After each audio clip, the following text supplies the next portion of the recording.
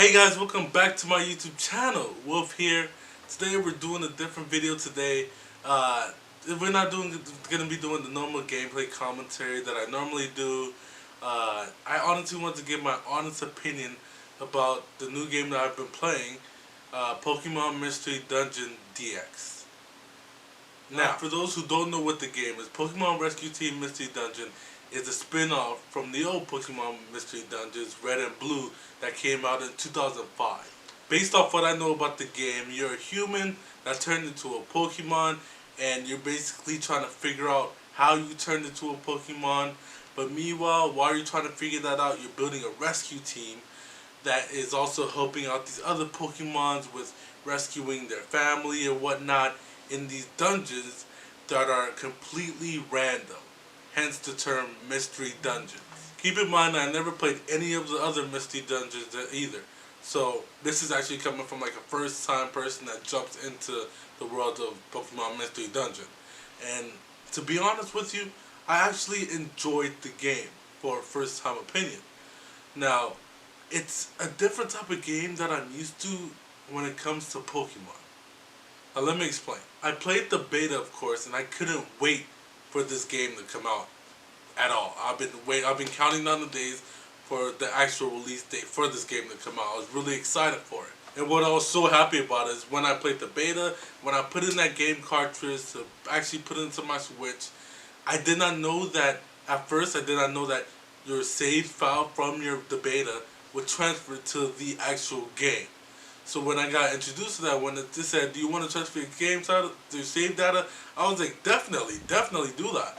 I did not know that, and that's something that I'm so grateful that they did, because of course I would not want to play the beginning all over again. And something I just want to add in there, the artwork of the game is completely amazing. When you load up the game, you're basically introduced to this island filled with a bunch of different Pokemon running everywhere, and it just looks just beautiful. And of course, for my starter Pokemon, I chose Charmander. I played with him in the beta, so of course it's just gonna transfer over. And basically, I nicknamed him Fireboy. And of course, you're friends with Squirtle in the game, and I nicknamed Squirtle Water Girl, based off the old video game.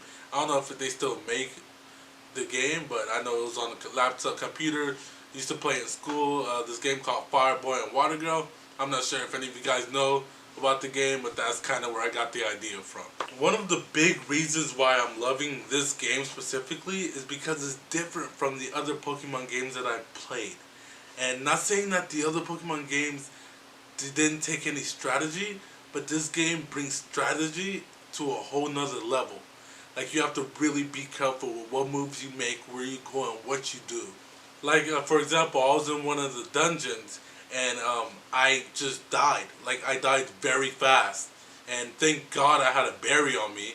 But I was able to heal myself up, whatnot. And that's when I knew, okay, I have to be strategic about what I do. I have to be strategic about which Pokemon I make, what, fight what.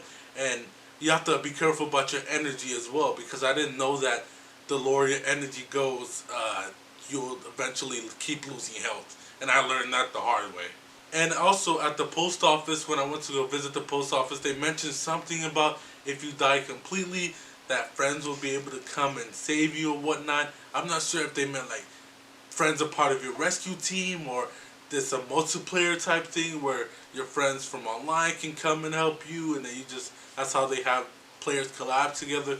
Like, for example, in Pokemon Sword and Shield, how you have to trade with your friends or do certain things with your friends to evolve certain Pokemons or to get certain Pokemons or whatnot. So I'm not sure if that's exactly what they kind of implemented in Mystery Dungeon.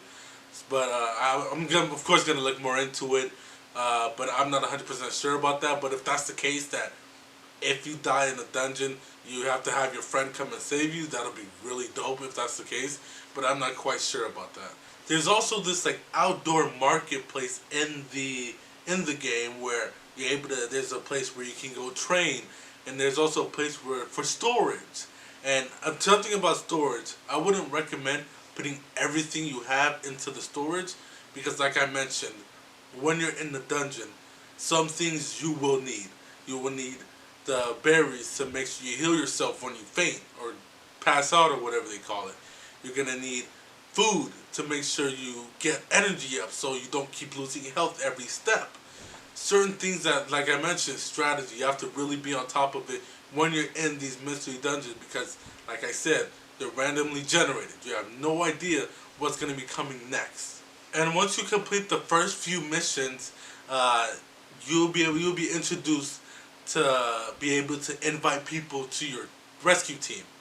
And this is where I believe strategy really takes place because, of course, every Pokemon does something different, a different way. There's flying types, water types, grass types. You guys know all this. So I believe that within the game, as time progresses, you will need to make sure that you use certain Pokemon for certain missions because they can do certain things and fight certain Pokemons. Like you wouldn't want to put a water type against or a water type against a fire type against a water type or some other shit and fuck up and then die and then you lose a teammate or something like that. So it's a lot of things that you have to keep in mind while playing the game, especially I feel like as the game go on. I know that many people are saying that, oh, the game is just a remake, blah blah, the game is just the same as the old games and stuff like that. For me, as someone who's first time playing it, I don't think the game was 100% made for the people who played the other ones. It was probably made to introduce people who haven't to say, hey, here's Mystery Dungeon. You probably didn't play Red and Blue, but here is Rescue Team DX. Here's a new game for you to test out, and now you're the Pokemon. See it from a different perspective. Now, I really enjoyed the game, and I know a lot of people who haven't played the game yet is enjoying the game as well. There's even people who have played the old Mystery Dungeons, and they're telling me that they're enjoying it. So it's like, of course, at the end of the day, you can't please everybody. And like I said, I'm pretty sure there's other people like me, probably even you watching this video, haven't played the other Mystery Dungeons. Someone like me, I like it. I really do. And I think that you should check it out. And I think that you should actually try it and not take other people's opinions who have played the game already, because they kind of know what the game is going to be like, how it ends and whatnot. Now that's my honest opinion about the game so far. I haven't really played the game much before releasing this video. If you guys would like to see my opinion about the game as I play more, as I progress, or you just want to see my opinion about the game once I finish it, please leave a like, please make sure to subscribe, and also let me know what other games you would like to hear me talk about, like to see me play, test, as the first time of me playing it. Let me know in the comments. As I mentioned, I'll see you guys in the next video. Wolf out.